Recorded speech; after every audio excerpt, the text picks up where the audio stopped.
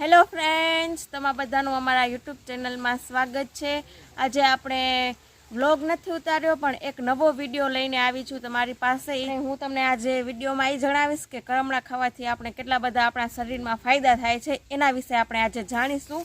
તો તમે મારી પાછળ જોઈ શકો છો, કરમડાનું ઝાડ છે, બહુ મોટું ઝાડ છે। થોડા ઘણા કરમડા થયા છે, હજી તો વાર છે કરમડા થવાની, પણ પછી જ્યારે થશે ત્યારે બહુ બધા થશે ત્યારે હું તમને બતાડીશ નજીકથી। આગળના વિડીયોમાં પણ મેં તમને કરમડા બતાવ્યા હતા કે કેવા ફૂલ થાય છે કરમડાના અને કેવા કરમડા થાય છે પાકી જાય ત્યારે। તો ચાલો આપણે જોઈએ કરમડાના ફાયદા। કરમડાનું ઝાડ છે એ તમને જંગલમાં અથવા તો વગડામાં તમને કરમડાનું ઝાડ જોવા મળશે। જે કરમડાનું ફળ થાય છે એ પહેલાં તમને આછા ગુલાબી કલરનું હોય છે અને પછી પાકી જાય ત્યારે જાંબુડિયા રંગનું થાય છે, જેમ કે કલર એનો જાંબુ જેવો થઈ જાય છે। કરમડા છે એસિડિક, કડવા અને બળતરા શાંત કરવાવાળું આ ફળ છે।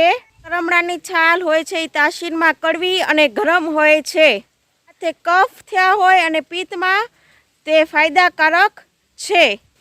વધારે પડતા પેશાબમાં તેનો ઉપયોગ થાય છે, જેમ કે ઘરડા માણસો હોય એને વધુ પડતો પેશાબ આવતો હોય તો તે લોકો કરમડા ખાય છે તો એનાથી પેશાબ આવવાનું ઓછું થઈ જાય છે। તેથી કરમડાનો ઉપયોગ થાય છે પેશાબમાં।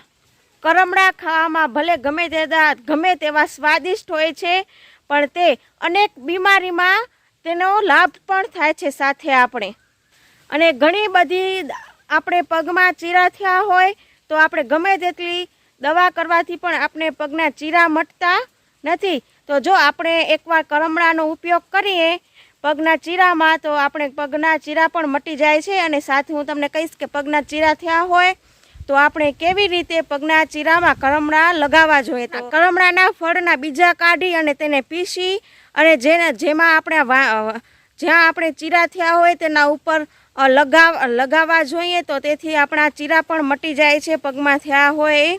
કરમડાના પાંદડાનો ઉકાળો બનાવી તે ઉકાળાને 10 થી 20 મિલી પાત્રમાં લઈ અને તેને એકદમ ઉકાળવાનો। અને પછી જો આપણે તાવ આવી ગયો હોય અને તાવ ન મટતો હોય તો તેનાથી પણ આપણે તાવ મટી જાય છે।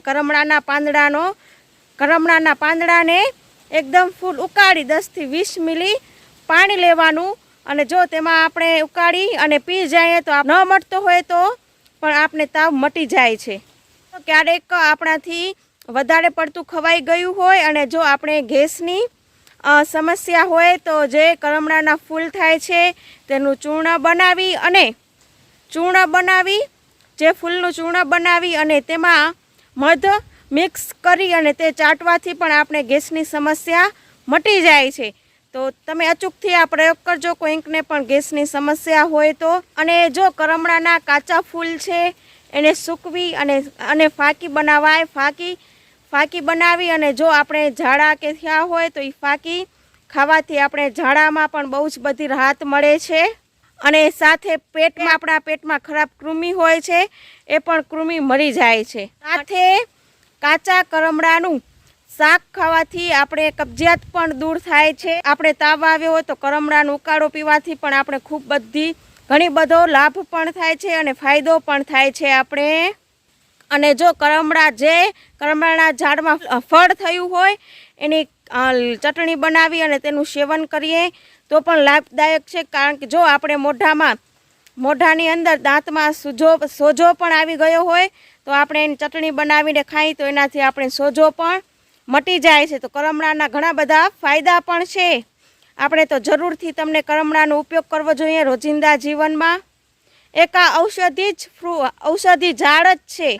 કરમડો છે એ ઉનાળામાં થાય છે, ઉનાળામાં તેનો મોરબો બનાવાય છે અને હૃદય રોગમાં બહુ જ આપણે લાભદાયક છે। તો ઉનાળામાં જે કરમડા પાકી જાય છે એકદમ જાંબુડિયા રંગના તો આપણે મોરબો બનાવવાનો એનો અને શાક જેવી રીતે આપણે રોટલી ને અથાણું ખાતા હોઈએ છીએ આપણે રોજિંદા જીવનમાં, તો આપણે રોટલી ભેગું આપણે જે કરમડાનો મોરબો બનાવ્યો એ પણ ખાવાનો, તો એ આપણે હૃદય રોગમાં પણ ખૂબ જ લાભદાયક છે। સાથે હું તમને કહીશ કે કરમડામાંથી આપણે કયા પોષક તત્વો મળે છે। આપણે calcium, sugar, potassium, chlorine, protein, fat, zinc, fibre જેવા અનેક જેવા વગેરે વગેરે જેવા અનેક આપણે પોષક તત્વો પણ આપણે મળે છે આનામાંથી.